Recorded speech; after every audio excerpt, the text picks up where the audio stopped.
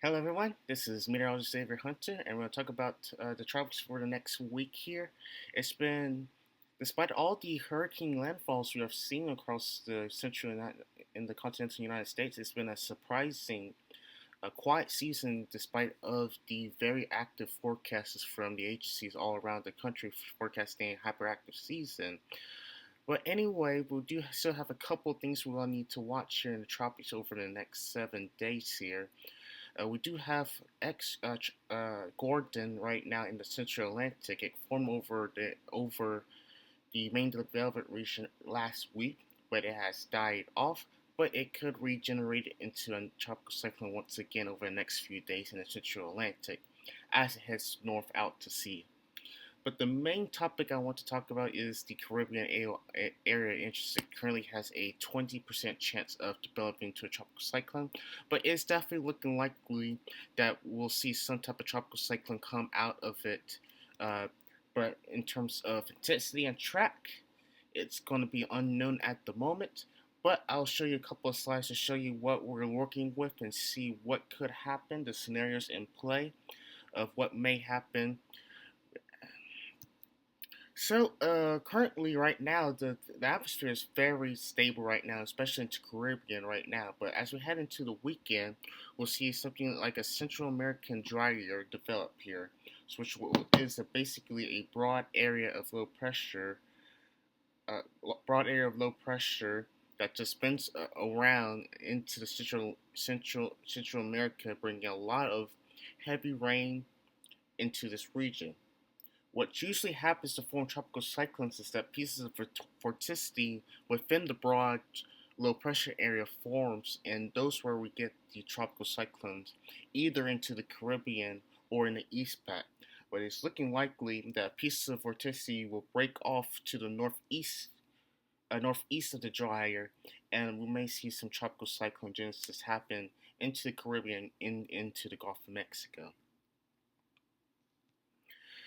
Conditions are very favorable for the development of the system, especially in the Caribbean. One of the reasons why is the record warm temperatures in both the Caribbean and the southern Gulf of Mexico. Temperatures in the Caribbean are running very, very warm, with temperatures around 31 to 32 C in this region. I don't have this also in the post here, but the upper ocean heat components are basically maxed out into the Caribbean region. So plenty of warm water in the Caribbean, the Gulf of Mexico supports tropical cyclone development. And the more bigger region is that the conditions in terms of shear are going to be very favorable.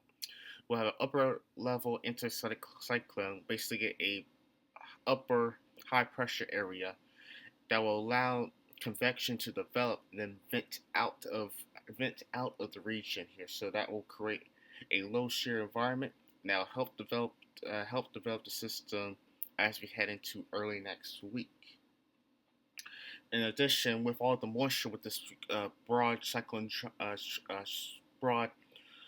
American dryer, we should see little to no dry air issues with the system, which has been plaguing the Atlantic throughout the entire season. So the biggest issue is going to be the track of the cyclone here. So the GFS model does allow the system to develop pretty early, by basically early next week actually, and this will allow the system to be pulled north. We're going to have basically a good big O area trough located into the northern United States that will help pull the system to the north here. And currently, at the models are generalizing an area into the eastern Gulf around the Florida area and then back out to the Atlantic. And a couple miles keep it in near closer to the southeast coast, but that is the general area what the GEFS model is showing.